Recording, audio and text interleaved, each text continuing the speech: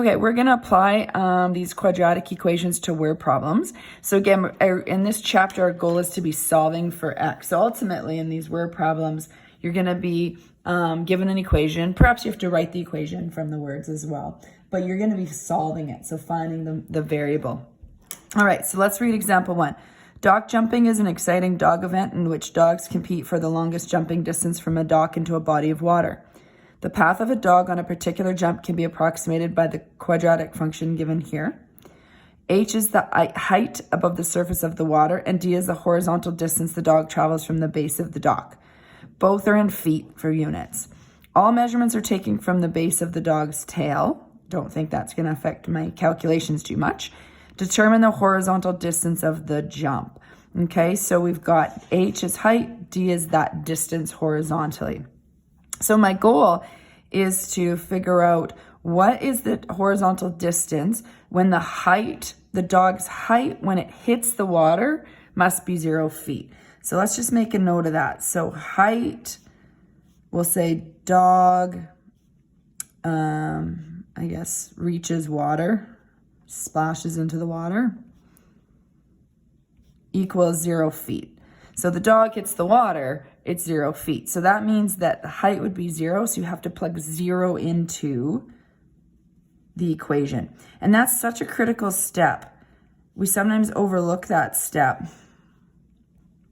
because we realize we can factor this and then we just think we can solve. But without this being a 0, you can't actually set it to 0 and solve. And it needs to be done here. So make sure you put that 0 in. That's an important step. Okay, now, again, in this lesson, we're learning how to solve using factoring, which is actually the most efficient way if it's factorable. So I would kind of use that method regardless.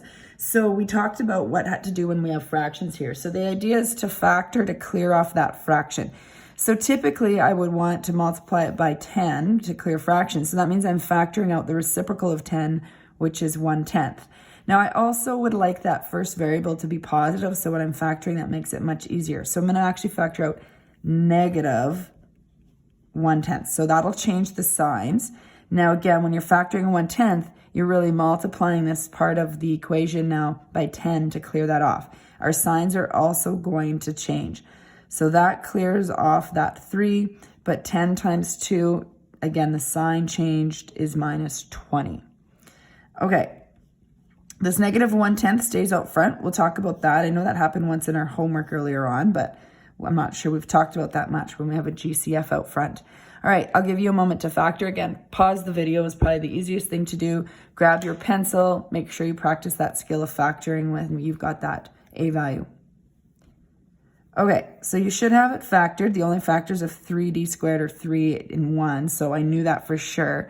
Factors of 20, of course, there's more. There's 1 and 20, 2 and 10, and 4 and 5. So we don't necessarily do, I tend to stick to the numbers that are a bit smaller or closer together in the middle. So I'm going to try 4 and 5. Now I've already factored this one before, so just to sort of save time, this is what ended up working for me because I have 4d minus 15d to give me negative 11d in the middle.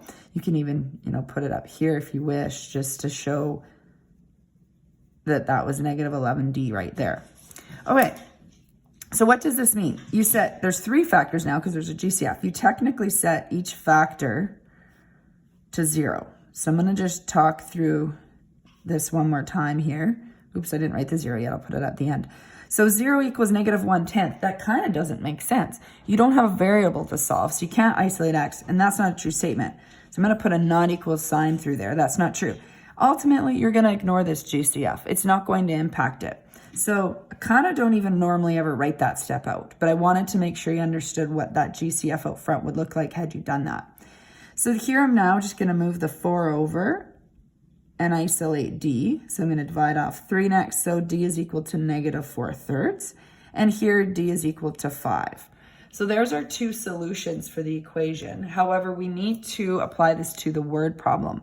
The question says, what is the horizontal distance of the jump? So d is horizontal distance. It would not make sense for the horizontal distance to be negative 4/3.